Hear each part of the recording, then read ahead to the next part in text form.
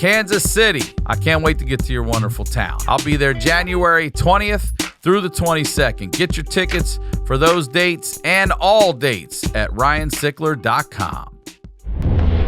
Hey, I know them shoes. I know them night pants. Hell yeah. Y'all know who this is. It's your boy, Ryan Sickler. Sipping it with the pinky in the air, cause we just don't care. Highlighting them lowlights. Oh, shit. God damn it. Yo, that's expensive. Don't look at me. You better walk away, man. It's the HoneyDew with your boy, Ryan Sickler. Y'all better subscribe today. The HoneyDew with Ryan Sickler.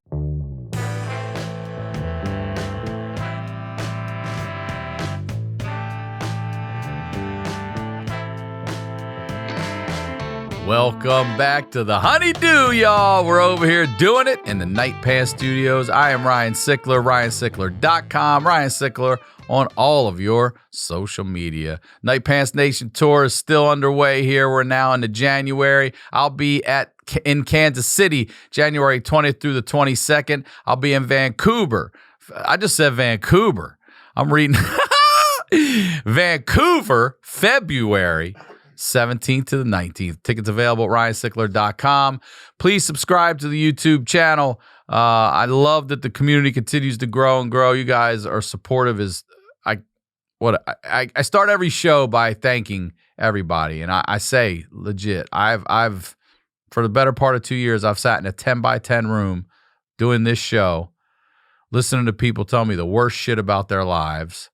And along with y'all, I've laughed right in their fucking faces. And I can't thank you enough for allowing me to heal the way we need to heal, y'all. Patreon, the HoneyDew with y'all.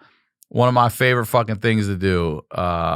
It's the HoneyDew, and it's with y'all. It's $5 a month. Sign up for a year. You get over a month free.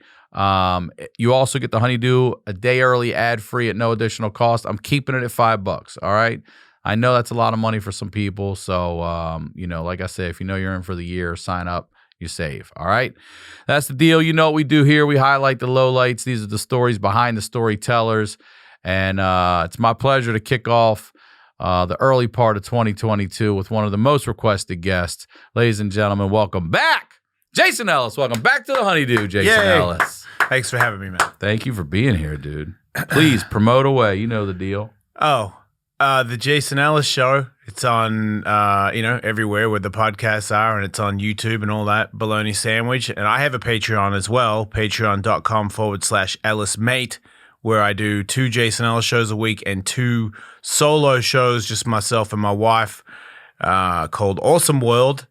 And then I have a podcast with the great Tony Hawk, and that is called Hawk versus Wolf, which is available everywhere. And that's pretty much it. Clothing company, Wolf Knives, wolfknivesstore.com. I fucking love your hoodie, dude. It's a good, thick, warm hoodie. Yeah, it was a little bit, you know how people want to do the cheapest one? Because that's usually how you make the most money.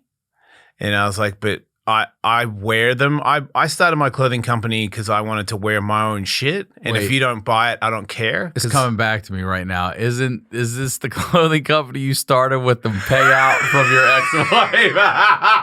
Just hit me. I think you'd be happy to know that I've turned that into something. Like a good fucking nice hug.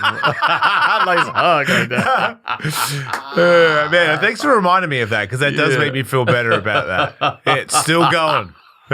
Got new stuff in the store right now. I'm actually going to bring out skateboards now, because I used to have them in a pack because you can sign up. You got to give us a skateboard to put in the studio. Yeah, all right. Yeah, for sure. Hanging up in the office for sure. Are you going to put? You mean a deck? You're going to have decks? Yeah, I'm going to give myself a pro model again, because I skate all the time now, and there's this other company, Bag Grease, and they make a Jason Ellis model. But now that I skate, I'm like, wait, I want to.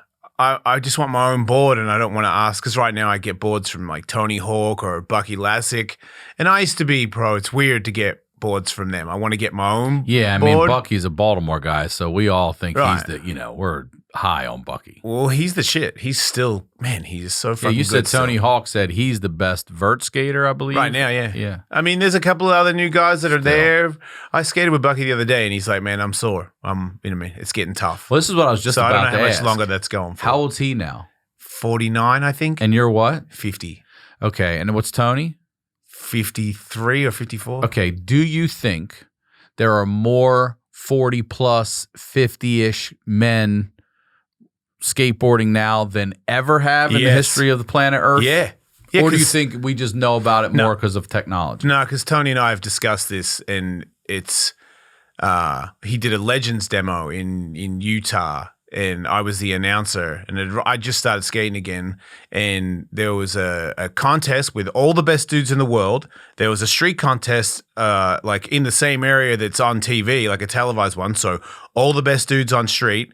And then there was a thing called the Legends demo, where it was just the older guys that did a demo, not a contest. Some of them, like myself, had not been skating all the time. And vert skating's a thing where if you drop off, it's fucking No pun sketchy. intended. It's dangerous. Yeah. So they did nowhere near as good as they could do, and the place erupted so hard. And the street guys came over to the vert demo and started filming it because they were like, this is the coolest shit ever. And I felt like some of them had never seen a vert demo up close. And they're like, whoa, I used to always think this shit was because vert dudes are cheese. Street took over, and because vert was so big at one point, we were just the uncool Dude, I went to the X grandpas, Games. man. It's like I had bus socks on or something. Like nobody accepted you anymore. I went to the X Games in Minneapolis a few years ago. Yeah. And watching these guys, I mean, fly. Yeah. And I'm down right there. We had a buddy of mine gave us all access, and he took me up in the elevator. And that was a time at the, no pun intended, the height of my being scared of heights. And I'm up there and I'm peeking over in the ramp, and I'm scared to look over. And I'm like, you're going to drop in off this. Yeah. You're going to hit that motherfucker, and you're going to fly. You're not just going to fly.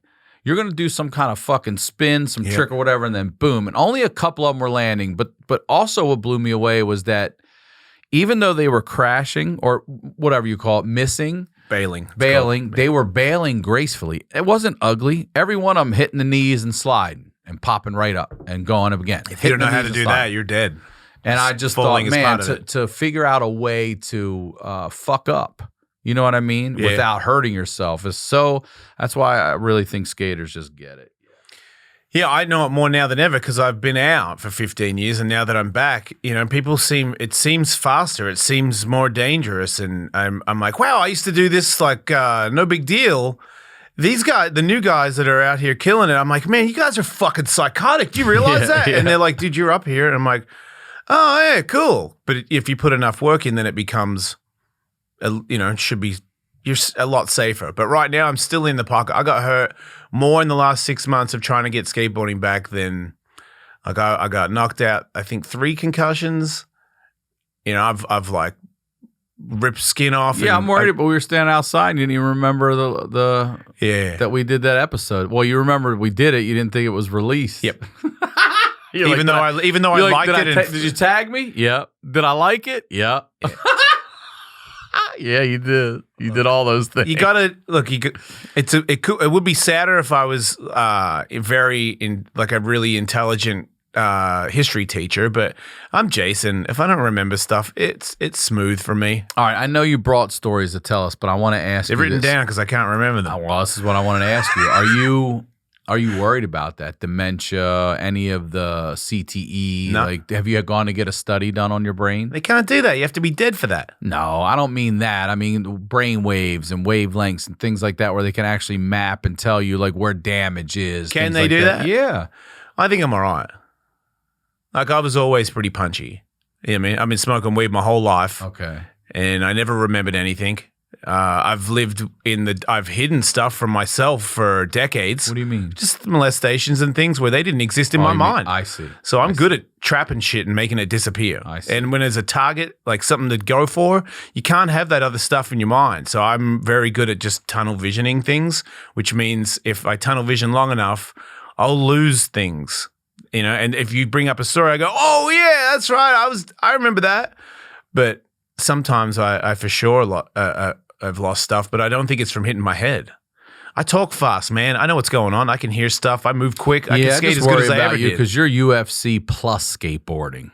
Yeah, but I'm 50, and this is where you start to see it already. You're also jumping off a fucking, what was that? That damn car carrier or whatever. You were trying to land that fucking ramp. A bad idea. How was that? You tore your asshole. I'm going to do that again, though. I'm going to make it this time.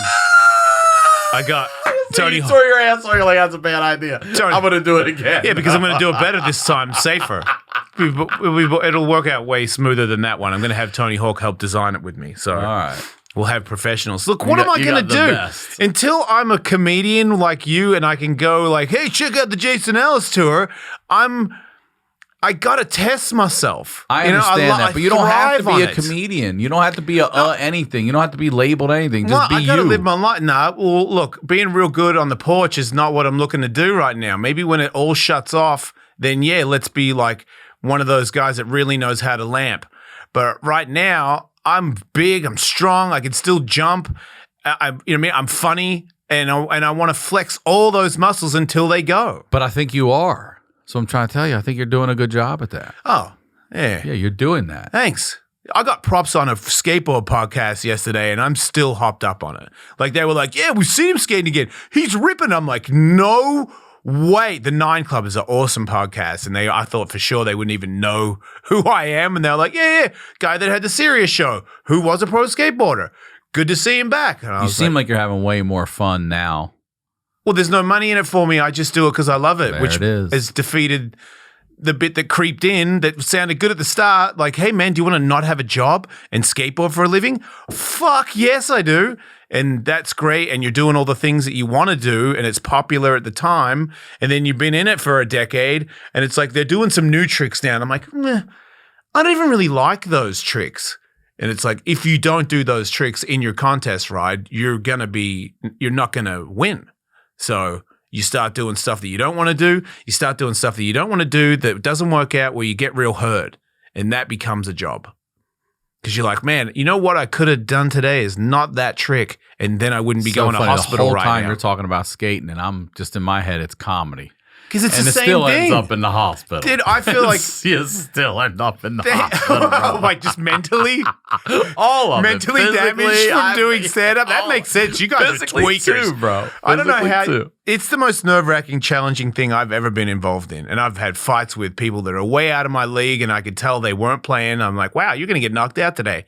Before I went on stage for to do comedy with you at Brea, that was great. The most nervous. My knee would not stop shaking, and I started jumping up and down. I'm backstage jumping up and down. I'm like, what is wrong with you? Like, there's no fight here. Like, Jason Ellis, I'm like, oh my God, this is going to be the worst. Like, were you more nervous to do that than a fight? Yes, everything. No. Yes. Everything. More nervous than when I went under the rope and popped up and was like, Shane, we're going to fight. And he was not joking, and his face was bright red. And I was like, oh my God, he's going to knock me out. More nervous before I had to move the curtain to go out there. The lights, I usually do the Dime Bar. Shout out to the Dime Bar, but it's 6 people. You had 600 people. You can't. That's a nickel plus, dude. And usually they're like they're the guys that are the comedians. Nobody's listening to me. Ain't even 10 people. Yeah, no, I've done it to 2 people. I've done it to 1, and the microphone went off. Fairfax, I know the Dime. I could do it in the bathroom before I came here. It would have been the same thing. But yeah, What about dropping in first time? Stand up was more scary than what I'm watching at those fucking big vert ramps. I mean, I stood at the top one of those. That's what is it? How many stories? The mega elevator went up. Yeah. The roll-in's 90 feet high, but that's not. It's just a big thing to shoot you over the gap. But the quarter pipe is 30 feet high, and you do 20-foot airs on that. So you're 50 feet off the ground in the air. Yeah, so when you hit that ramp and you fly over, and then that gives you more speed to hit that. How high are you up there? 20 feet above a 30-foot ramp. Whew. I mean, it's 5 fucking stories. 6 stories. But it's the coolest feeling I've ever felt. Does it slow down? Yeah, fuck Does yeah. it? Yeah. If you hear anything? Nah, there's a free. So if you're going up and you're spinning, whatever, is it just fluid? Is it slow down enough where you feel it? It's like an extension. If you're spinning your on that ramp, you've done the spin a million times on the littler ramps. So the spin is not really that. It's the pop. Like when you take off, once you leave, whatever you did, it's over. It's over. There's no wings on this. Yeah. So if you pop wrong, you're fucked. The difference is on a mega ramp, once you go past like 15 foot above the deck, you can no longer read where your landing is until you get back in the 15-foot pocket. So when you get to 20, there's a second. It feels like a minute, but it's a second where you're like, fuck, wait, am I? Because it could, if you're wrong, you're almost dead. Like one person slammed, and I thought he was dead, but he lived, but I don't think I could do that slam. Like it looked like a normal person. It was a freaky thing that he lived. Jake Brown, the YouTube slam that is just like his shoes, helmet come off, like he explodes. God. It's fucking incredible. So when you feel that, you're like death, and then you see and you go, oh, now I'm in the pocket. Now get back into being a skateboarder again, and then making it. You get used to it, and then you start to get the rhythm of it, and then you can just straight up fly. Like in the end, when you get used to it, you go down that thing like whoa, and it's a big bong, like a bong. The wheels hit, and it's a way louder, way harder hit because you're doing like 50 mile an hour.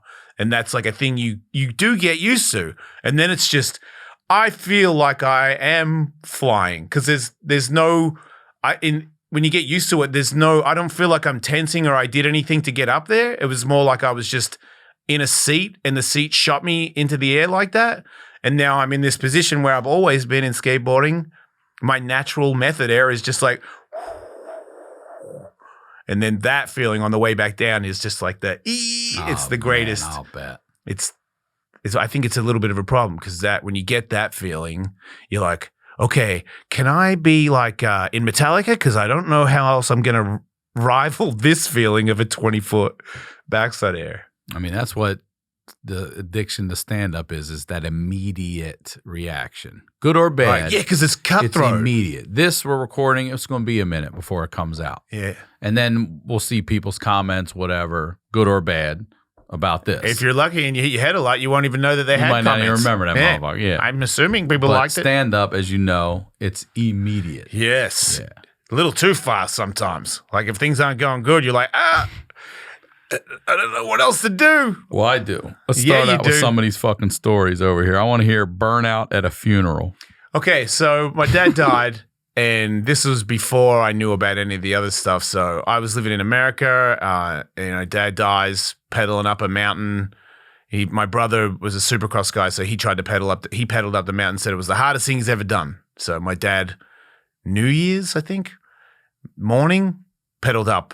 Died on the top of the mountain because he didn't have a heart attack up there. Yeah, didn't have any background in being a conditioned athlete. Just an ego. Yep. So yeah, he was definitely going to come down and go, wasn't that hard? Right. Like that was the whole point for sure. Right. He fucked up on that assessment. So hardest thing he ever did. Yeah, I must have been a point there where he's going, oh man, but he kept going. I'm like, you idiot, go back down. Yeah, it's not for you. No, gotta do it. You gotta do it. He's gonna be pissed when I make it. Like, oh god. So yeah, we have a funeral, and then after the funeral, it's back. Wait, in my. Who notifies you? Do you remember? I think my stepmom. Yeah, my stepmom called me. I think. So you go back. Flew back home. to Australia straight away.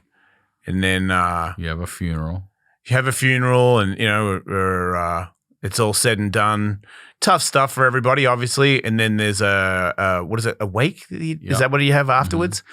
So this is new for us, the funeral thing. No one's close. You had never had. He's the first guy to go. Well, my grandmother died, but I was so little that I didn't. I was just real sad at the end. So this one is we go back to my brother's house, and he's a professional motocross rider. So he's got bikes in the garage. There's a lot of moto dudes because my brother's got like supercross friends, so they're all there, and so it's all the youth, young guys, tattoo guys, skateboard dudes. Everyone's drinking, and we're in the a lot of Fox apparel and shit. Fuck yeah, fucking. I see it. Yeah, fucking Plan B, like skateboard t-shirt, DC t-shirts, and fucking Fox Racing fucking hoodies, like just the whole. And tons of beer, and I'm smoking all the joints that I can get. And we did burnouts in the garage, You just you put the bike in 6 and just let it fucking crank in the garage. How big's the garage? Not very big, like a 2-car garage. So it's like one burnout just smoking There's the fucking fuck out 3 of it, right? bikes in there doing it at the same time. Same time, not one at a time. Of Bro, I'm course. sitting there smoking weed and I can't see myself. And I'm like, I wonder if this is doing anything compared to this that is around me doing something. Weed's getting high. Yeah. I think I'm high on tire. I don't know which part's getting me the hardest. So he opens the garage, fucking shit bellows out. This guy comes up. Wait, hold on. The door's closed? Yeah, fuck the yeah. Whole time. The whole You time. at least had it open. Nah, It's still sealed, mate, with like 20 dudes in there, fucking all like, fuck yeah! Everyone's just like, do it, fucking do it. Testosterone was a person. It's flexing hard. Flexing real hard. I think there was dudes doing bong rips in there at the same time. And I was like, is he doing a bong rip? That's fucking funny because you can't even breathe. So I don't even know what you're fucking breathing in at this point. Really don't know what you're no one's, I mean, that bong, you're not even getting that in there. Something else got there first. This is the wake. Yeah. Mum's not there. She's gone to bed, I think. So, how late is it? Oh god, probably like 10:30. Not that shit for that. It's Neighbors know that one of the Ellises is gone, so I think they knew that we were going to set the streets on fire. So, and then my brother takes his bike out, drunk as fuck, takes his bike out, starts doing wheelies up and down the street for everybody. He's fucking good, so it's different. It's not as dangerous. Right, yeah. And I was like, yeah, Lee, fucking good one, you know? And then he stops and saying, more bird, yeah, fucking more bird, shots, fucking, everyone's pouring alcohol over each other. And then I sit down for a second, and this guy comes over, fucking real serious, and introduces himself as the Burnout King. And he goes, I know you live in the States, Chase, so we haven't met, but, your fucking old man was a top bloke, and I came here, mate, to fucking pay my respects. And I hope you don't mind, but I'd like to do a fucking burnout for your old man, mate. Oh, this is his like dedication. Yeah, and he said it in a real mafia way where I was like, "Fuck, this is serious." You know what I mean? Like this guy is paying homage to the king. I don't do this for anybody. Yeah, yeah. This is. Turns out he brought a fucking separate tire for this burnout. Like. He did not fucking play at all. Get my death tire. Yeah, dude. Get my funeral tire out. It might have been a fucking death tire. So we come out to the street. Boy, is it still a No, he's a car. He's got a car. Oh, a car. He's not a dirt bike. No. Oh, shit. He's got his car, and on one wheel, he brought a burnout tire for it because it's limited slip diff, so it's not going to do both. Is he gonna do a burnout with all 3 wheels off the ground? No. He gets one to break free. Okay. And as soon as it breaks free, this guy opens his door. As soon as the burnout starts, he opens his door and fucking gets out and starts looking back at us. Like, you open the door and he's like, and it's fucking ba ba ba ba ba ba ba ba ba ba ba ba ba ba ba ba, and I'm like, fucking, it's sick burnout. Smoke ballon. I'm like, fuck yeah, man. You're the king. And I could tell that, we're impressed. And he's like, you guys don't know shit yet, mate. And I'm like, what is he so fucking cocky about? He just keeps going. This burnout is going a fucking long time, dude. Now the rim is starting to glow orange. So it's in the dark, and it's ba ba ba ba ba ba ba ba ba ba ba ba. And then you see the rim glow. So all of us, because we're drunk and Australian, we go towards the glow because we're like, fuck yeah, you're going to set fire to the fucking car. Like, let's get in there. And then let's get in there. Let's gather around this fucking thing, this glowing wheel. And then all of a sudden, how hot that has to be to make a rim glow. Dude, it was perfect of a fucking round orange circle in there. So we're all cheering to get towards it, and then fucking boom, tire pops.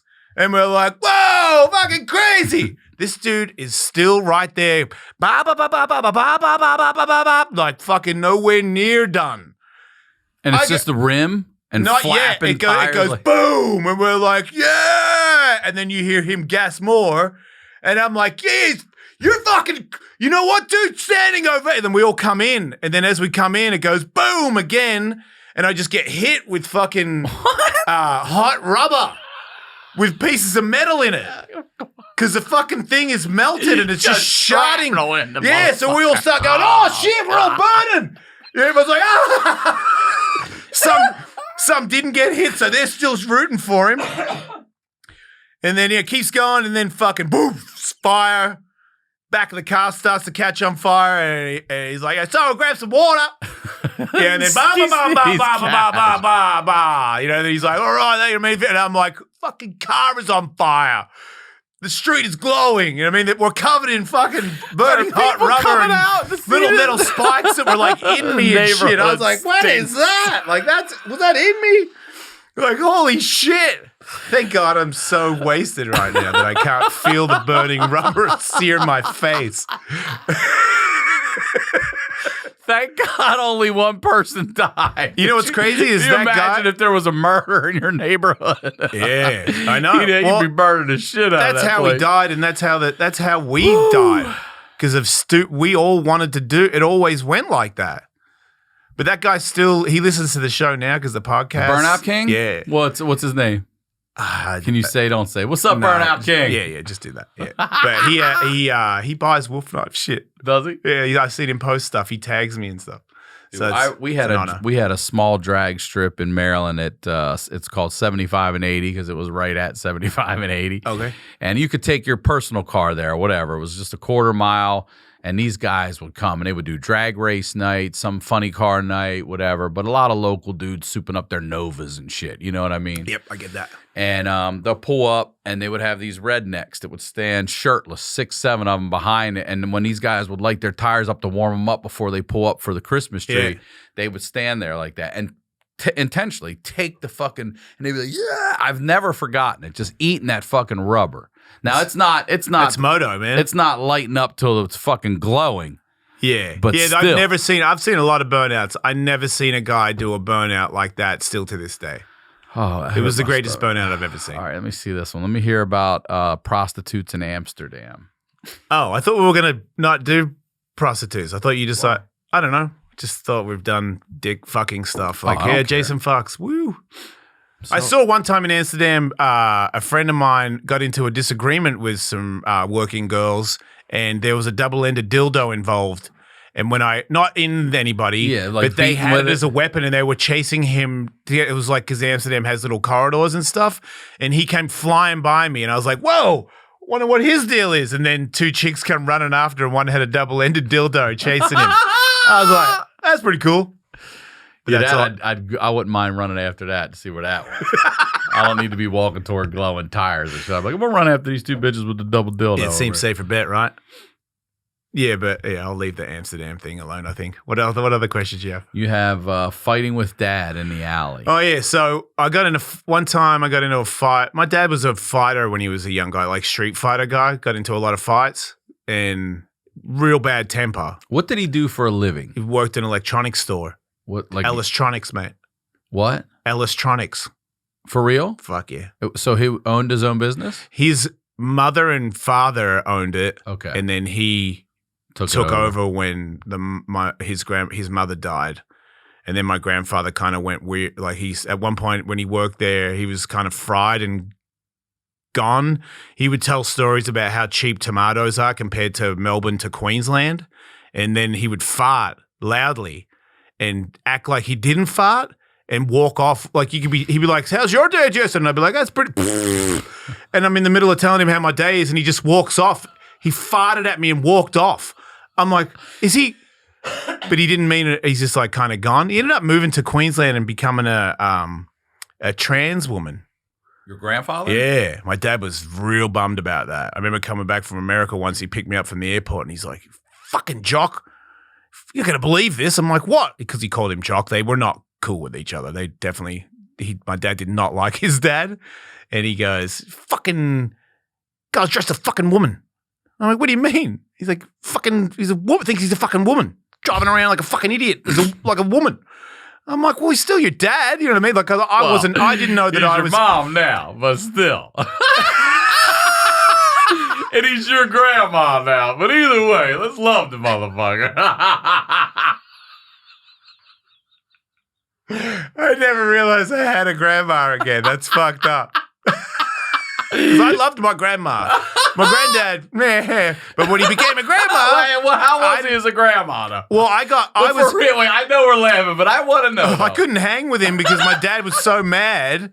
Oh, you weren't even allowed to be around? I didn't. I was embarrassed. One time I saw him on the street. I was in Queensland skateboard contest, and I was at a light, and I knew the car because my dad had one of those little mini cars that he bought, and he bought it for his dad. So I drove it a few times before it went up to Queensland.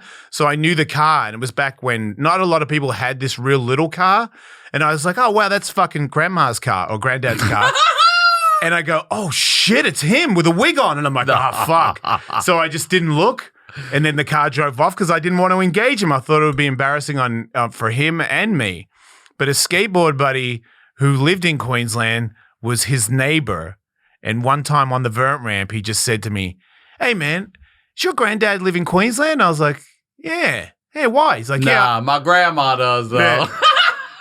That's how you get out of that, brother. That's exactly how you get out of that. No, it wasn't a good grandma. It was he didn't have a lot of money to be like a convincing grandma. Yeah. He was an old dude dressed as a lady. I see. So, but he had new gay friends, and I think he was going out a little bit and like sucking some dicks before he died. So I'm happy. You know, I think he had a little gay scene for a minute and probably got a couple of blowies. But also, you don't have to become a woman to do that. Oh, I see. He's 80. He was 87 or something when he died. So you think that if you want to get laid at 87, you're better shot at it as a woman than an 87-year-old woman and an 87-year-old man? If you're Is that what you're gay, thinking? if you're a gay guy and you're 87, you can still get sucked off. I'm sure you can. If you're 87 and you're a straight guy, you're not getting sucked off. You could pay for it. Oh, yeah, right. Well, You're probably going to pay a gay guy to do it. nah. I'm just kidding. One time I went to a gay bathhouse, and there was guys in there that were that age, and they got a little candle, and they got their bed, and they're all set up, and they're like, come on in, you know what I mean? And I'm like, wow, ready to go. It's like that? Yeah.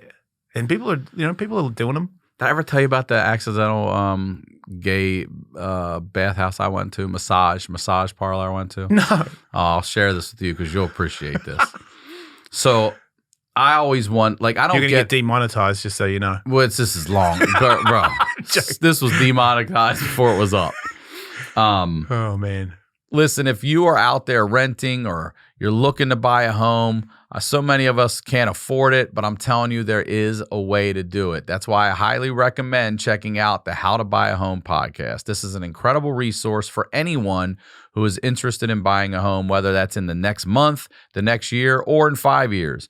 Who knows? 2022 could be the year that you finally own your own place. Host David Sidoni has been helping first-time home buyers like us for years. In his How to Buy a Home podcast, he answers questions like, when is the best time to start? How do I even start? Do I really need to put 20% down? And the answer is no. Most people only put down 3.5%, and David will tell you how. Is a mortgage going to be more than your current monthly rent? Probably not. You can even reach out directly to David for one-on-one advice. He's already connected several HoneyDew listeners who are all first-time home buyers with great local realtors all over the U.S. to make sure they have someone in their corner. Listen to the How to Buy a Home podcast today for your step-by-step guide for buying your first home. Find How to Buy a Home wherever you listen to podcasts. Whether it's saving more and spending less, getting organized, or losing weight, there's a lot of worthwhile goals to set for yourself this year. At the top of my list, you know I'm trying to learn a new language with Babbel, the language learning app that sold more than 10 million subscriptions. I'm working on my Espanol, and it's going muy bien, y'all. Not only is learning a new language a fun and engaging new hobby, you can use it while you're traveling. The whole Babbel process is addictively fun, it's fast, and it's easy. Babbel teaches bite-sized language lessons for the real world to use, okay? So when you go on, I do my lessons, right? They speak it for you. You go on, you speak back, you actually speak it. You have to hit your accents and everything. And trust me, sometimes with this accent, I have to say it 2-3 times, but I know what I'm saying. You're doing your tests, your readings, everything, and then they do again in little mini bite size. You're always getting reinforced. It's fantastic. Plus, Babbel speech recognition technology helps you to improve your pronunciation and accent. There are so many ways to learn with Babbel. In addition to lessons, you can access podcasts, games, video stories, and even live classes. Plus, it comes with a 20-day money-back guarantee. Start your new language learning journey today with Babbel. Right now, when you purchase a 3-month Babbel subscription, you'll get an additional 3 months for free. That's 6 months for the price of 3. Just go to Babbel.com and use promo code HoneyDew. That's BABBEL.com, code HoneyDew. Babbel, language for life. Now, let's get back to the do. I don't get enough massages. I don't take care of my body that way enough. I know I don't, So every now and then I would get like a Burke Williams gift certificate or something. I love that shit. And I'm telling the ladies I work with at these writing gigs, producing gigs and stuff, I'm like, oh, I like that spa. And they're all telling me about the Korean spas out here, how fantastic they are. And they're Everybody wants to suck you off though. They're like, it's the same thing as Burke Williams, but like half the price and blah, blah, blah. I'm like, okay. So I listen to the ladies and you'll love this. I'll never forget. This is Mother's Day a few years ago. My daughter's mom has her for Mother's Day. I drop her off. Like, happy Mother's Day. Enjoy your day. And then I'm like, you know what, Ryan? I know it's Mother's Day, but fuck it. Go do something nice for yourself. When you have her, your mom and dad, go fucking do something nice and celebrate yourself. I was like, that's what I'm going to do. So I get this info from this chick I'm working with to go to this little Korean spa down Olympic. Little, massage day spa, whatever. I walk in and these ladies barely speak English, and but I'm trying to ask about services and shit. And she's like, she literally says, "You'll figure it out." Okay. I walk through this little bamboo curtain, and I make a right hand turn, and it might as well have been 1,000 dicks just pop, pop, pop, pop, pop me in the face. Like that was the equivalent of what was going on in there. When I walked in, I was like, oh man. Yeah. It was on. Right. And I was that might have been the one I used to go to. It's always on in there. So I always wondered what it'd be like to be a straight guy walking in there. And not knowing it. Yes, very intimidating. Now, let me tell you. I got a story. I'll tell you. It's because I was that guy. I walk in and I'm like, all right, it's all gay dudes. Yeah. And I go and they say, all right, your massage is going to be at this time, but you've got a little time to kill. Yeah. At certain time, somebody will flag you and take you. I'm like, you okay, didn't go whatever. To the steam room, did you? Well, I'll get there.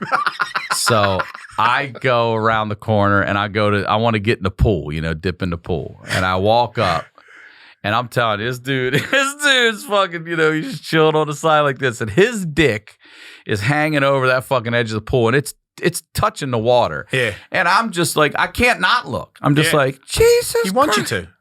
Yeah, of course he's on display and everyone's talking to him. Sounds like it's an impressive dick. It's an impressive dick. Even more of a reason to drop that thing. Anyway. It's an impressive dick. It's just hanging there. I'm like, oh, whatever. You're a shower. Yeah.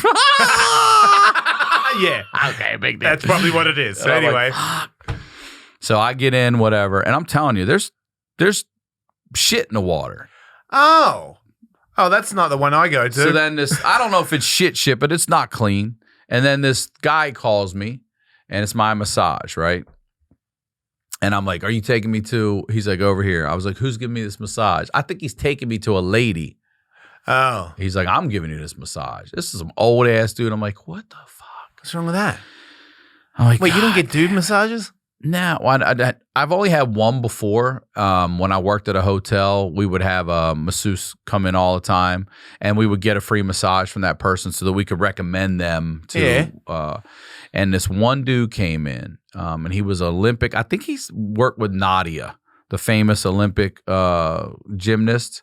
Oh, okay. I think she was Russian, I believe. And this dude knew the body. You know what I'm saying? He was wasn't just someone rubbing you. This guy was scientific, and that's probably the sports massage best is what I would massage call that. I've ever had from that dude. Yeah. No doubt. And I would recommend him to dudes what all I the time. Is get massages from sports masseuse. This guy, nothing screams sports masseuse about this guy. No, Korean spa is known for what I call, I'm like, man, when are you going to jerk me off? Because this massage is that bad that it obviously comes with a hand job. But anyway, so the guy's like, I'm your guy. Not going to a private room. We're going to a room. There's 8 fucking tables in this room, all wide open. Yeah. So he's like, all right, go over there and shower first. I go over and shower, and there's chairs, recliners, so you can sit and just watch dude shower, you know? So now I go over and I'm like, don't leave. You're comfortable enough. I'm having this conversation with myself. Don't be a bitch. It's just fucking, gay guys, whatever. Not a big deal. So I go lay down for the massage. And this dude is aggressively scrubbing. He's going. Oh, getting it's a body the scrub down thing. Okay? Yeah. Getting a body scrub. Going hard. I hate right? that. They get all this, what is it? Your dead skin off or whatever, but it hurts. But also, I'm not OCD to the point, but I'm clean. I like my place clean. He's scrubbing us, and I'm watching him over here, and they're just bucketing, just taking water buckets all over the floor. Nobody's coming in here cleaning this shit up. It's fucking dead ass skin all over the floor of this fucking place. I'm like, oh. And then I start having a real conversation with myself. Like I think 1, maybe 2 times I've gotten hard from a massage. I just never have. I've either fallen asleep or whatever, like the person. One time was this old ass Asian lady, and she took what she did was I was laying on my back and the sheet was across me, and she just kept grabbing the sheet on the sides and pulling it so it pressed down on my dick like this. And I was like, she knew what she was doing. It worked. It did. I was like, this shit made my dick hard. Yeah. Did she say anything? Nothing, dude. Nothing. Professional. And then I had another lady that purposely would do, like, she would like crack, like do massage, like a chiropractic crack or whatever, and she'd put my arm in her crotch and shit like that. And she'd hand constantly going over me and shit, but a legit place. Like there's kids in the lobby and shit. And I was like, yeah, I know what you're doing. You're getting that tip, girl. Don't worry about it. But still, that's it. And all of them. So I'm worried. I genuinely am having a conversation. Like, what if I get an erection? Like, what is that? Man, why would you go there? Why do you think you might get a boner? Did that make you get a boner? No. Okay, good. Because I'm going to tell you what happened. He's like, okay, lay face down. Yeah. And I lay face down. And this motherfucker's feet, I see him in these flip-flops. Oh, and, dang. And my dick was like, we're good. Right. We're fucking tough time good. toes. He'd walked in a million shoes. It looked like his toes matched the job he did. Okay, right. I was scrub it like the fucking it was disgusting. Yeah. And I'm laughing. He's scrubbing. I am laughing so hard. This motherfucker is rolling me over, and I know what I'm saying here is he's going up the crack of my ass. He's in my groin. Like he is moving my dick and balls to the side, literally like it's his job. Yeah, you know what I that. mean? And I'm thinking to myself, this dude is either the most miserable motherfucker, and at what point did he make a wrong turn that landed him here? Or he is right where he fucking wants to be, and he loves his motherfucking job. I couldn't decide, but he kept bucketing my fucking old skin off on the floor. I took a shower, okay? I still don't have my shoulders all the way down. You know what I mean? I don't have them all the way down. So now I go into the steam room, and that cloud parts. It was like the Burnout King when I went in. Not the same thing you saw, though, I bet. Not at all. And I was like, you know what? I'm good, guys. I'm good. So I leave, okay? At this point, I'm a good hour or whatever in now, hour and a half. I leave, and I'm just like, man, that was not relaxing. Yeah. I went to relax. Pat yourself on the back, Ryan, our little personal moment. You were in there naked with everybody else. You were comfortable. You were fine, whatever. No biggie. Let's go to Burke Williams and get the fucking massage you want. You listen to all these chicks at work. I get there, and they say, well, today's Mother's Day, so we're only open for women. I go, what kind of shit is that? Come on, man. I go, are you fucking kidding me? I go, can I ask you a question? Are you only open for men on Father's Day? No. I go, well, then why are you only open for women on Mother's Day? And I didn't, I promise you, I did not get another massage. It took like another year. It took a year for me to finally go get that massage I really wanted to fucking get. Well, I'm sorry you went to the wrong place to get jerked off. I never went back, bro. Yeah, that place, that sounds terrible. I've accidentally had one of those things where they wash you with that scrub thing, and it's a bummer. I was like, oh wait, I wanted to get a massage. Whatever the fuck this is not what I wanted. It was like a body scrub or some shit. I was like, no, I don't want that. Yeah. Anyway, give me fighting with Dad in the alley. Sorry. Oh yeah, so he's aggressive kind of guy, and we worked together at Tex. At Electronics. It was TECS. He changed the name later. He was your boss? Yeah. How old are you at this time? 17, probably. And my friend met me to catch a train with me, we were going to go somewhere or something. So he met me after work, and there's an alleyway beside the shop and a back way out. So I'm leaving. It's after work. My dad leaves at the same time, and I remember going, hey, can I get a ride? And he was like, shit, right. And he walked off to go get in his car. And I was like, motherfucker. And then he gets in. He had a Range Rover at the time. He gets to the car, and a guy driving through the alleyway super fast goes past the car when Dad opens the door and almost hits the door. And Dad's like, you fucking idiot. And then the guy immediately hits the brakes and winds the window down and puts his arm down and hand out and points to the ground, like, come here and say it. Yeah. So I'm in the middle. So this happens where I see Dad say that, and then I look to the other side and see that guy do that. And I'm like, that looks like a big arm too. Got Popeye. Yeah. No, look, a long arm. So my dad starts walking towards him. He's already ready to fight, and I could tell, like, he's going, and to the point where I go, Dad, don't. And he just pushed me out of the way. Walk towards the guy. Guy gets out of the car. He's like 6'5". I'm like, fucking hell, man. Like, I don't want to be a part of this. I'm scared for him. You know, it seems like a bad matchup. As soon as he gets within swinging distance, starts throwing hooks. You know, street fighting technique. Just fucking hook. Dude takes a shot, steps back on the wall, spins Dad around, front teeps him so he can kickbox. He fucking shoots. It's where you shoot, you lift your front foot up and you shoot it into their stomach like a stabbing. Mm-hmm. It's not a kick, it's more of a push. And pushed him into the wall and posted up. And I was like, I just saw that and freaked out and ran at the guy. And because he was so tall, let me stop you there for a second, because I have a question. This is your dad who's put you through hell. There's no point in you where you're like, let him fucking take this ass whooping. Instinctively, you're going to defend him. I love my dad. At that point, I didn't know that I was involved in any of that other stuff. And I also didn't realize that any of the many things that I was engaging with through him were really bad. At this point, I was like, my dad is the coolest. Okay. He will punch you in the face if you look at him the wrong way, and he will fuck all your women. And he'll give me one. He's the man. You give me one. He's the man.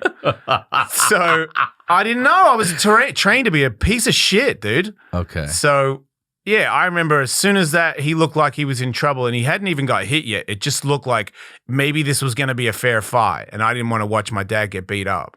So I ran and jumped and got him in a headlock, but I remember I had to jump up high to get him in a headlock. So then I got him in a headlock, I bring his head down, and I start uppercutting him in the face, and I'm crying, man. Like, I'm not cool about it. Like, I'm like hysterical while I'm punching him in the face. How old's this guy, you think? 25, 30. Okay. And then I put his head, because he left the door open, and I started punching him towards the car, and I put his head in the fucking door and started slamming his head in the fucking door. Yeah. And then my dad, get out of the way, Jay. Like, and the guy goes, all right. And I'm like, you fucking done? You know, not cool. I'm like, you fucking done? Like, and he's like, yeah, all right. And I'm like, yeah, just leave him alone. Like, just stop, everyone stop. And the guy gets in the car and drives off, and I walk next to my dad like 2 or 3 steps, and he goes, you took your fucking time. And I go, thank you. And I look at, he's joking. He's not serious, but he's joking. In fucking 2 seconds, I've got tears still coming down my face. And I'm like, it's not funny. This is not funny, man. Like, fucking freaking out. And then he fucking gets in the car, didn't drive us in. He was like, see you later. Still left me. He fucking left me anyway. And my friend was like, what the fuck did I just see? You two are fucking insane. I remember just talking to him on the train the whole way to the escape ramp. Like, yeah, I don't know what that was. Terrifying, man. Terrifying moment. Tell me this one about the boar. Oh, okay. So this is a little bit. This is cool. This is fun. So I hunt when I was a kid. I grew up hunting, and only rabbits. And when I was younger, real young, I shot a kangaroo and stuff. It was different back then. Do people eat kangaroo? Yeah. Well, my friends. Is it like deer? Is it? Yeah. It all looks like all just muscle. gamey. Yeah. Yeah. So my dad's friends totally did that, and one of my dad's friends would he would make necklaces because he was like a pretend Native American Australian. So he would stay in a teepee when he camped. He made his own teepee, and he had like fucking all the shit on. Ooh, and I'm like, you're from fucking Melbourne, what? But he lived for it. Smoke weed all day and fucking teepee, all that shit. So he would make necklaces out of it, and they would shoot goannas, and they shot like a 7-foot goanna once. Like, what's that? It's a really big lizard. That is almost, it looks like a dinosaur kind of. Yeah, I think I know. Like those, what are they? Those monitors or whatever. Yes, the hell. it looks like that. Okay, I know what you're talking. They're big. Yeah, they are. So big. to the point where across the road when we were driving down the road, and we're like, look at the fucking size of that. Pull up, guns out. This thing goes up a tree. Dad shoots it out of the tree. One shot in the head blew the side of its head off. Go get it, Jay. And I grabbed the tail, and it turns around and goes, ha! With half a face. Scared the shit out of me. Oh, my God. Yeah, and they're like, boom, boom, boom.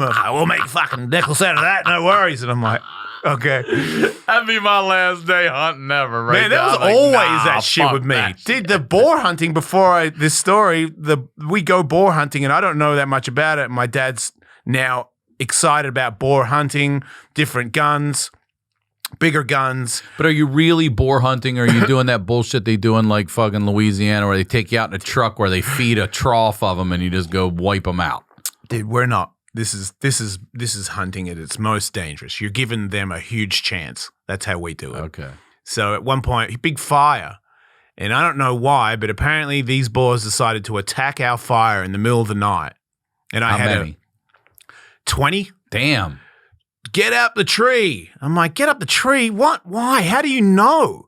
And one of my friends, one of my dad's friends was a Czechoslovakian guy that escaped from Czech prison. He had like, he said he swam over a lake where they had like barbed wire so he had to crawl through barbed wire to get out of the river or whatever. And he had a tattoo that he got, it was a shit tattoo. So he put acid and sandpaper and rubbed. He said, the tattoo hurt too much, so it's half done. It's like this half rubbed out tattoo that he got in prison. And I'll never forget this. We were working on a house together. My friend, him, and myself working on a house, and he talked about jail for a second. I was like, so how was that, Jeff?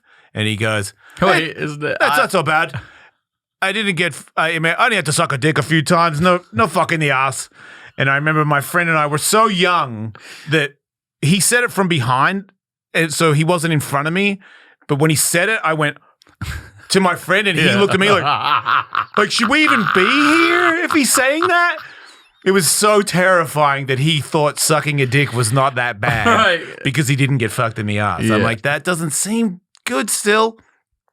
So Jeff is not the name I thought was going to be with this guy. He is so generic. Barbarian. The rapids are called rapids because he still had a strong accent.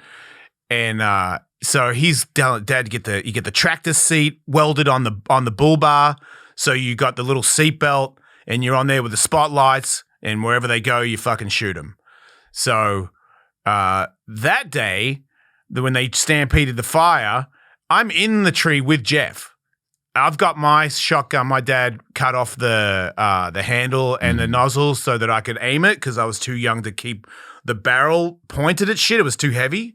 So I had my own little pump action shotgun.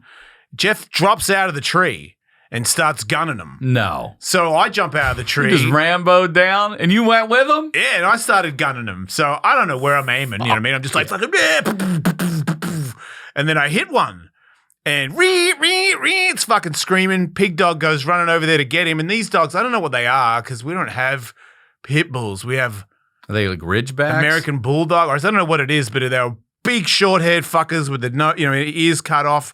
One of those fucking monsters. And I'll never forget it. He had a huge collar big, thick one, all studded, big, black, thick one. And when he went in to get the pig, the tusk went underneath the collar and the pig went like that, fucking ragdolled that dog like fucking 20 feet, snapped the collar off. Damn. Those things are no joke. But that That's thing what got I'm saying. You jumped down on the ground level with started them. running at me. You weren't scared to fucking terrified. Why'd you get on the ground? Because they're doing it. If I don't do it, I'm a pussy. You're what the a fuck? pussy, exactly. You gotta do it. A Fucking dead Jay didn't pussy. drop out of the fucking tree. What the fuck is that? I'm like, I dropped out of the tree. You know, hey, let's go. So I killed that guy, shooting him in the face, coming at me. And then they're like, all right, you know, you're gonna skin it, and they teach me how to skin it. So they put his legs hooked up on a tree, so he's dangling upside down. Give me the meat cleaver, and they're all gathered around because, you know, Jay's like 11, 12, and they're like, you know, this will be fun. Watch it, Jay. He's like, you know, you chop down into the groin, chop all the way down, pull all his guts out, and then chop off his head. So, you know, I'm chopping into this thing, and I can tell they're like, hey, good one, Jay, fucking chop into the fucking thing. And then I'm chopping the neck, and, you know, I'm whipping it in there, and they're like, fucking get him, Jay, get his fucking head off. You know, I'm like, oh, mate, come on. Kill this fucking, it's already dead, but I don't know what's going on. So I get the head off. And when I get the head off, I pick it up. Everyone's like, hey, he's got the fucking head. You know what I mean? I'm like, I got the head. But I just put it on my head because it was just right there. And it was like a little pocket where it would fit on there a little bit because my head was small. So, and then they're like, get the fucking camera. That's hilarious, Jay.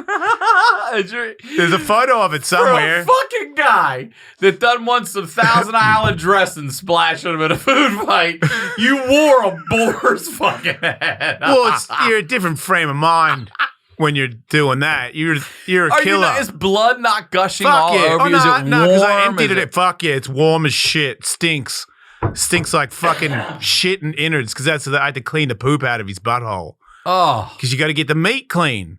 And then Jeff, bless his heart, you know, he teaches me all that. And he's like, this is how you fucking cut the meat. And he's showing me how to cut off pieces. He's like, kidneys is good. And my dad going, you don't fucking eat the kidneys. That's disgusting. And just like, nah, it's good with a bit of salt. Good. And then we barbecued the kidneys and he put garlic salt on there. And me and him and I shared. How was it? It was good. Was it? Yeah. Yeah, I was surprised. Is boar very similar to just pig? Is it very much I can't even bacon tell and you pork? what it tasted like. Like we were just Is that the only time you've ever had it? Nah, I ate boar. We killed boar for a bit. That was like a thing that we were doing. So I ate pig a lot, but it was just barbecued over the fucking fire. It was burnt meat, man. Like we're talking dudes. Jeff had garlic salt, and that's about as far as I saw anybody with like a spice. Everyone else is just you cook it, and then you eat it, and then you maybe Everyone else is fucking. Jay, here's the thing I like about Jeff too is he knew he was gonna eat that fucking thing. Oh, He wasn't even scared when he dropped on the ground because he brought garlic. Yeah. You don't bring garlic salt if you think you're gonna lose. No, he's he ate a lot of weird stuff. He would always part showing off, season it, and also part ridiculously tough. This is the craziest one. My brother was probably 5 or 6, and he's on the back of a 4-wheeler, and I'm on the back of my dad's 4-wheeler, and we're burning around like fucking maniacs, going fast as hell. I don't even think we had helmets on, and there was this big hill that like it looked like impossible to get up. So Dad's like, let's fucking try and go up it, and you know, to the point where the wheels start spinning and fucking turn around. Jeff, not as good a rider as my father, straight up this hill, and I'm right near it, so I watch it, and then it tips. It tips. Lee falls on the ground, and Jeff sees the bike coming at him and goes over Lee in a push-up, and the 4-wheeler went go over him, and I remember he made like a table over him. No, saved Lee, saved my son, my brother. My brother was like it didn't hit him. I remember thinking, and it hit him so hard, and I remember him looking at my dad, going, "Oh, you're all right. Your kid's all right." And I'm like, "You guys are so fucking tough. Like, you look like you got really hurt." Whenever they broke bones, they'd always not go to the hospital. Like they'd hang out, drink a few beers, help put the bikes back on the trailer. Shit that people don't do anymore, you know? Your arm's shattered. Fucking, you'll be all right. I'm like, your face is fucking gray. You're dying. Yeah. Fucking, you'll be all right. Fucking, help me wash the bikes, will you? And I'm like, help you wash the bikes? Go to hospital. In a minute. I want to hear this one about you made out. I don't want to say it. I don't want to give it up. The make out story. Yeah, okay, so this is the beginning of old women having sex with my underage ass. So it wasn't really, but I've been worse molestations when I was younger. So when somebody's making out with me that I think's kind of hot, then it's not molestation. I'm like a young boy. I would have done it anyway. So it's not. The only thing that scarred me with all that stuff is I felt like I treated women in a bad way for a long time because I just figured everybody just wanted to get fucked. These do. So New Year's, Dad got a houseboat. My dad's best friend and his wife that at one point had changed my diapers, that I was told. She's on the houseboat. She was like super fit, redheaded chick. How old? 35 at the time, probably. How old are you? 16. So New Year's at a pub off the side of the river, the Murray River. So it's just a little pub, bunch of, Aussie dudes and girls at a real shit pub celebrating New Year's.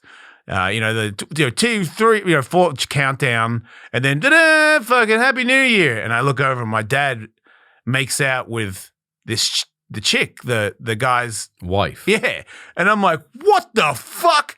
And I go to Where's the guy? I go to look where he is. He's making out with my stepmom. Ah. And I'm like, whoa, New Year's is crazy. And then I get a tap on the shoulder and I turn around and it's her and she just flat out makes out. The one your dad's making out with is now kissing you? She starts making out with me. Father, son. Dude, that happened a couple of times. At one point he was But I mean, that's like just a moment ago, your dad's tongue's in her mouth. Yeah, at the time, I never thought of that. I'd have been because like, I had put not some been scope up in there. Or something. I wasn't aware of the scar Listerine. yet, dude. I was like, fuck yeah, we both made out with her. No concept of that being a bad thing or a weird thing. Just or gross. Yes. Yeah, nasty. Not even close to thinking it. Just like, yeah. So that, and I remember when I got my face off her face, my only concern was my stepmom. Because my stepmom was the only grounded person in my life. My mum, I love my mum. But mine was anal. She was anal retentive. If you do that, you can do this and watch out and fucking, safety first, man. Fucking spare me. Like it was always, she's the worst. It was fucking common sense. Mm-hmm. She was trying to instill some common sense into our fucking maniac brains. And my dad would just ruin it every time. Oh, fuck enough. Slow down, Steve. Fuck off. Go fast. Remember, Jay, when you go, always go faster. I don't know what he was trying to teach me, but it wasn't good. So that was the first where I'm like, what is that? And then later on, she did end up sleeping with me, and so did her 2 sisters. What? And one of them was going out with Dad. So I'm under 8. Were you underage at the time they slept with you too? Yeah, I turned 17, and then I was because it went on for a couple of years. With one of them, it went on for like 4 or 5 years until my stepmom found out and then made me tell her to call the house while she was in the other room on the other house phone listening because I kept trying to tell her it's not my fucking fault. She wants to sleep with me. She loves me. And she's like, shut up, Jason. That's ridiculous. Like, it's your fault. And then she was on the phone talking about how much she cares for me. And then Mine goes, hello, so-and-so. That's how she busted? Yeah. Get off the phone, Jason. Off the phone. I don't know what they discussed, but they were no longer friends ever again. I think they are cool now, but they don't associate. How did it happen the first time? How does it happen? So the first time is at my parents' house. Let a child know in this situation, especially if it's a boy that was like, I'm in. You're right. So it was at my parents' house, and there was a big party, and at one point people had gone or fallen asleep, and I was in the living room, and the one that we're talking about's sister starts to get tired, and she puts her head on my lap, and then she starts to like nuzzle my dick, and then she like starts to like grab it, and I get up because I'm like, what? If my dad comes in, I'm fucking dead. Yeah. Like you can't. That's all I was thinking. Right. You're dead if you get caught. So I get up and I'm like, what the fuck was that? Go into the bathroom. The door opens when I'm in the bathroom, and it's the other one. Damn. And she goes, come with me. And I'm like, what? Where? Into the spare room. And then it's on. Probably lasted like 3 seconds. I can't believe this shit's even happening. And then I go back into my bedroom, go to bed, And then the next day, Dad goes, "What'd you get up to last night?" And I was like, no, nothing. He's like, "Bullshit." I'm like, "What are you talking about?" He's like, "I went into your bedroom last night. You weren't there. You were in Carmel's room. Well, you were in that person's room. Sorry." You want to mark that? I don't think you don't know her last name, but you know what? You fucking creep. Her name's Carmel. So she, he goes, "You weren't in there," and I was like, "Okay, so yeah," and I wasn't in trouble. It was more like, "What's that like?"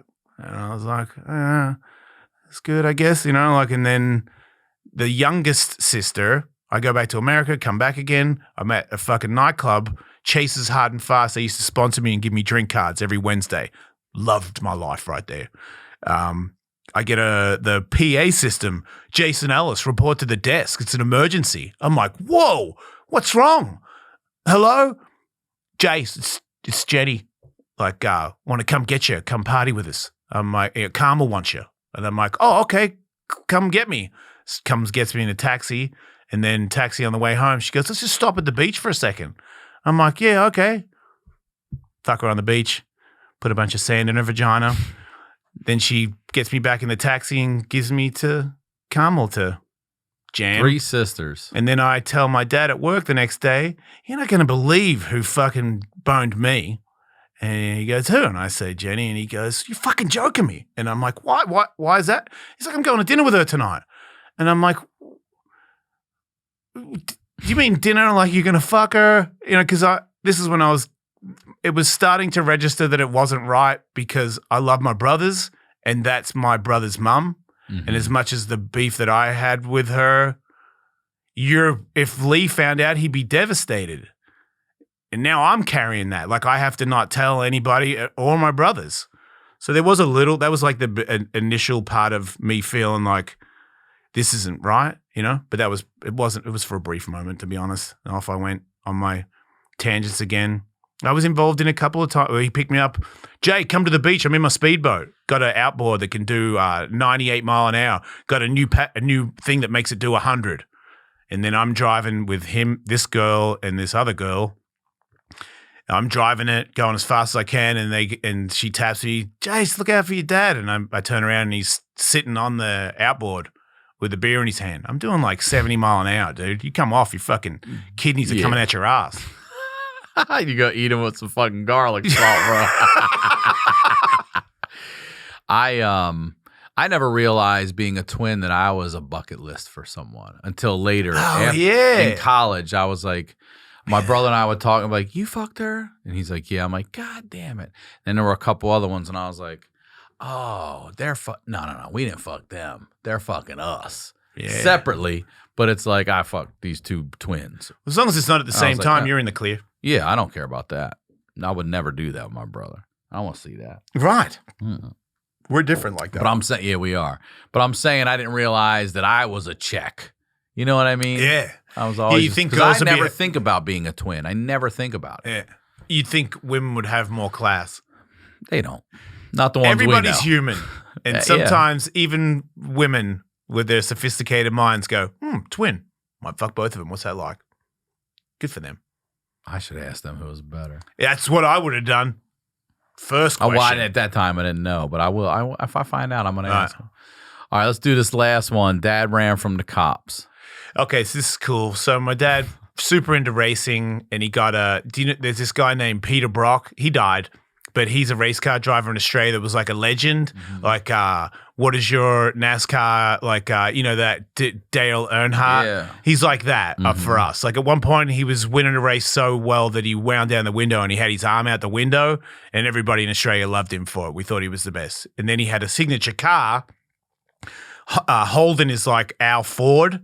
I think Holden's gone now in Australia, but at one point, it was the biggest car company in Australia. And they had the Holden Peter Brock special.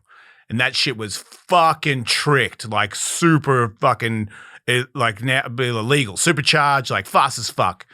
So he gets a Peter Brock special ute, and so he's got like the business paying for it or whatever. So I think it might have even had like Electronics logos on it. Like, it was not an incognito car. And him and his friend drunk, strip club, taking off, burn around, cops start chasing him. They put on a chase.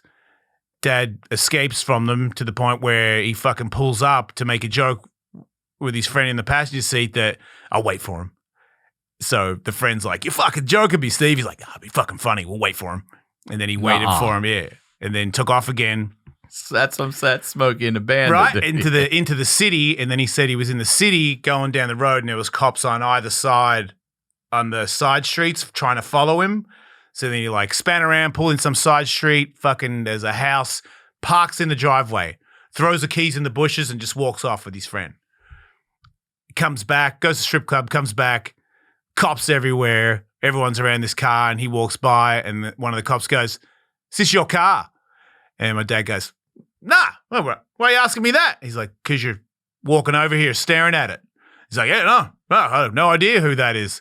And he's like, "Well, if it is your car, you can come pick the keys up in the morning."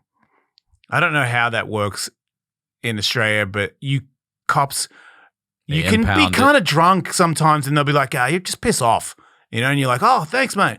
A lot less into fucking you over.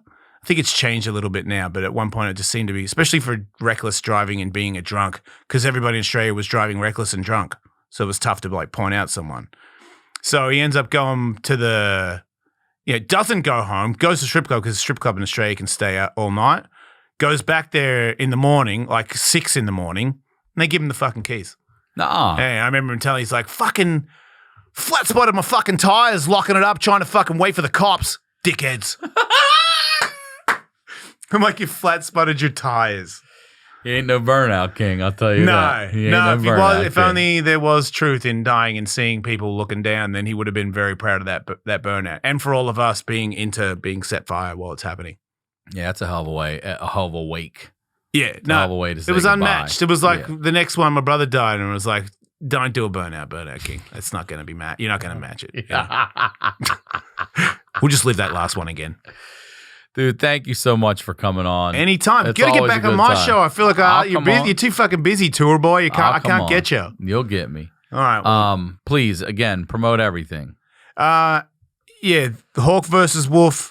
It's available everywhere, and it's awesome. I got a YouTube channel as well. It's separate. And I'm copied. I saw 100,000. I got 100,000. Fuck yeah! So I didn't even congrats. know that. So thank you everybody that did Congrats. that without me even knowing. I really appreciate that. I put my stand up on there with you. So that's the highlight of my fucking videos for the year. I did Alice May the other day, so that's available free on YouTube. If anyone wants to see people that can't fight punch each other in the face, totally free and available whenever you want. Wolf Knives, wolfknivestore.com, and the Jason Ellis Show. That's my baby. Has been for 15, 16 years. So we're still going strong. I love it. Thank you, man. And as always, Ryan Sickler on all social media, ryansickler.com. We will talk to you all next week.